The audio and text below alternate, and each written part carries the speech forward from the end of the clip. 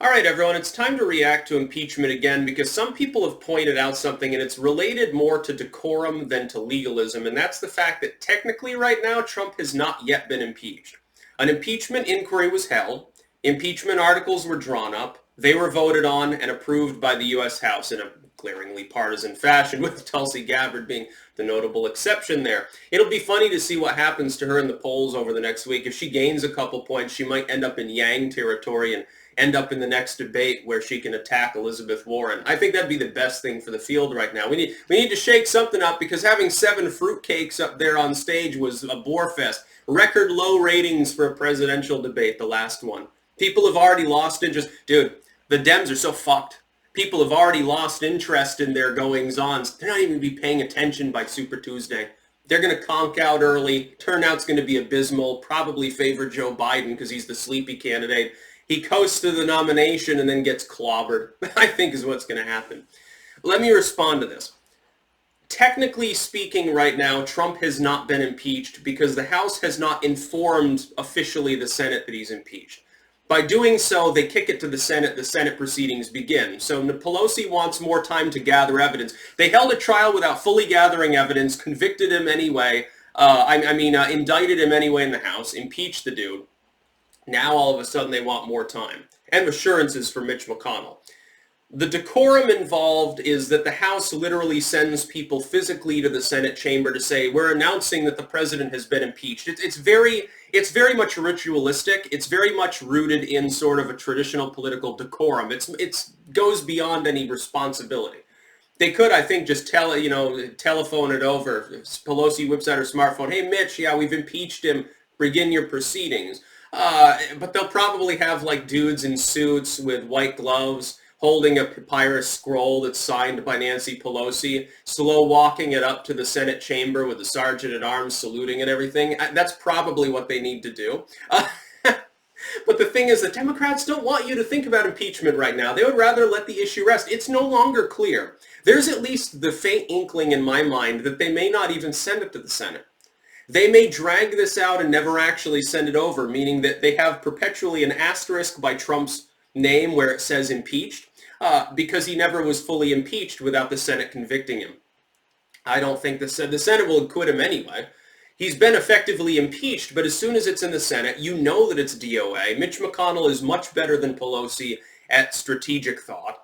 The GOP holds the Senate by 3 seats. There's only really one never Trumper in there, and they would need, 14 or 15 Republicans to defect? It's not going to happen.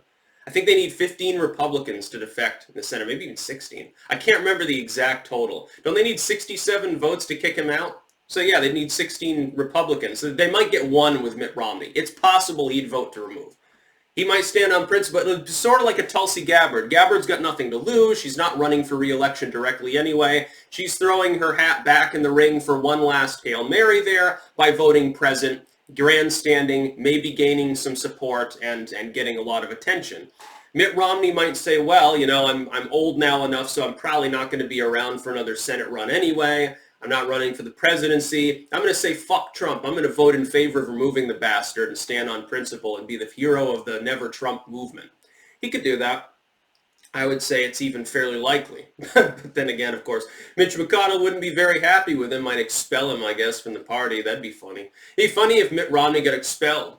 Dude's not really a conservative anyway. He's basically, when he was debating Barack Obama, it was hard to tell the difference between the two of them if you shut your eyes. Other than that, what was the fucking difference? Oh yeah, Mitt Romney's like 25 years older. Okay, so his voice is a little bit more hoarse. Technically speaking, yes. Trump has been impeached, but kind of, sort of. He's technically been indicted by the House, but it's a kind of, sort of. It's one of those technicalities, one of those gray areas in government. But is it meaningful? When people say, well, Trump hasn't technically been impeached yet at all, that doesn't mean anything. He has been impeached. In the minds of the people, he's been impeached. Most people don't even know the difference between impeachment and removal from office. Some people think right now that Trump isn't even president. There are some people that believe that getting impeached gives you a magical third-term ticket. People don't understand. Really, we need to go back to teaching civics as a mandatory 4-year course in high school. It shouldn't just be an elective an elective semester of senior law. That's basically what they have. No. It should be 4 fucking years of constitutional law. People should graduate from U.S. high schools qualifying for an associate's degree to be a clerk in a law firm. That's what they need, because our legal system is so fucked up. We need a lot more people to know their rights, and we need a lot more people to understand and contemplate and defend the Constitution. You can't defend things if you don't have the learning. Knowledge is power. It's really true, and the pen is definitely mightier than the sword in law. But, I mean, it doesn't mean anything because nobody really understands the process. It's an obtuse process. This is the problem of big government. It gets all weird and ritualistic and legalistic, and there's like red tape and hoops and hurdles to jump through to accomplish anything. He's been impeached. Fucking what should be done is that the House should immediately be forced to send the articles over. Mitch McConnell should start the trial anyway.